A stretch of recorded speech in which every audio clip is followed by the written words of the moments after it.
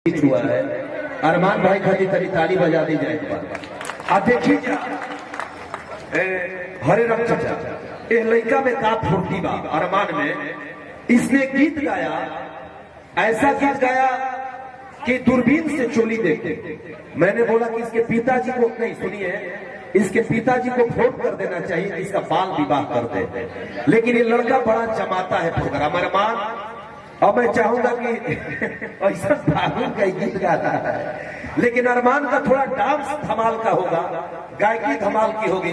निशा उपाध्याय ने बिल्कुल फगुनाटा प्यार को बहा दिया है। तब तक मैं चाहूंगा कि अभी कार्यक्रम जारी रहे।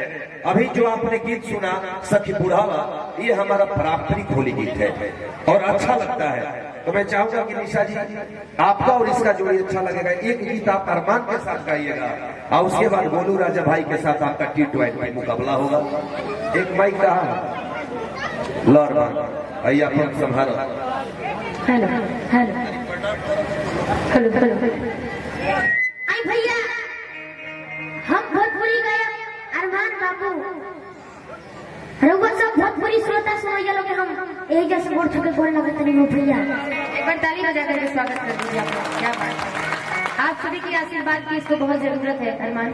और भैया यहाँ हम निशा दीदी के सपोर्ट से आई बनी, बार बार नमस्कार भाई के।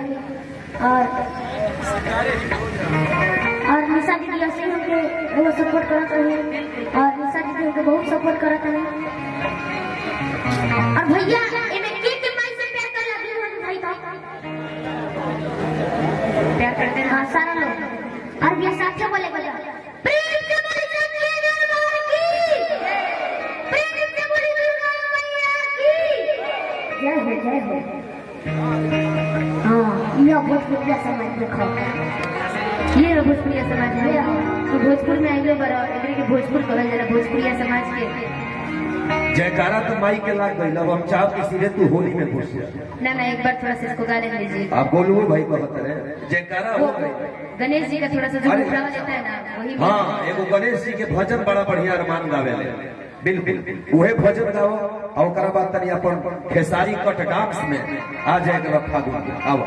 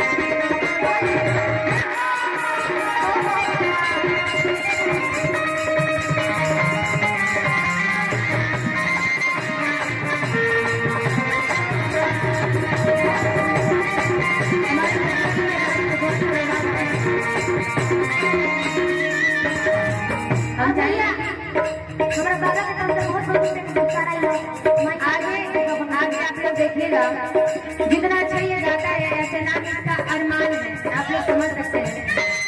लेकिन सबसे बड़ी खासियत इसके अंदर है कि जो ये गणेश वंदना गाता है ना, इतना प्यार से गाता है। और आगे जब ये अंतरा गाएगा, इसमें देखिएगा ये मुर्गी कितना अच्छा चलेगा। अरमान जरा अपना इस गमछे को कमर में बांध दो ना, गमछे को पहले इसको डाल में बांध, थोड़ा सा अच्छा लगेगा तब आपको ताली आप सबके जितने भी हमारे इस आरा के दोस्तों के जितने भी श्रोतागण है ना, आप लोगों की आशीर्वाद की जरूरत है। जब अच्छा लगेगा तो ताली जरूर बजा दीजिएगा आप लोग। कोई किसी से बोलेगा नहीं, आप लोग जब आपको अच्छा लगे तभी बजाइएगा, नहीं लगे तो फिर मत बजाइए, कोई बात नहीं। भैया मुर्गी बढ़िया से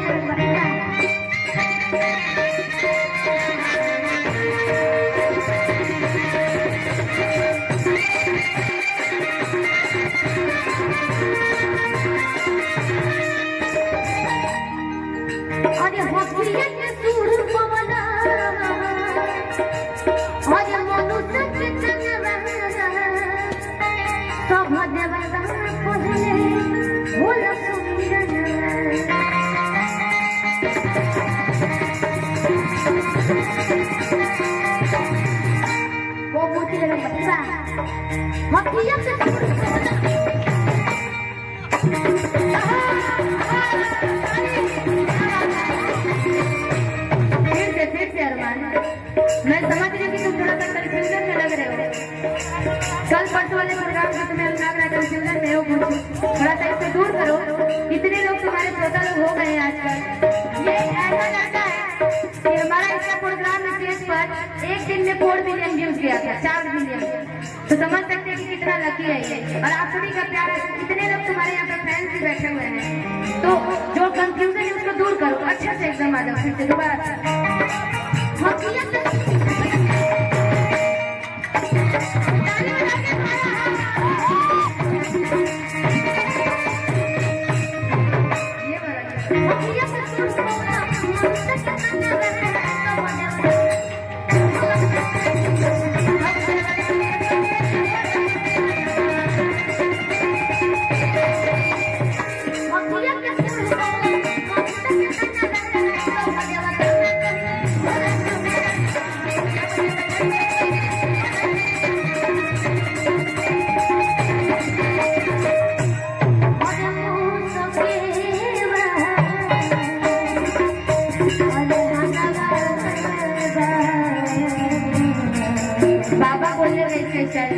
और भैया हमारा बोलो भैया तो के हजार प्रणाम करो।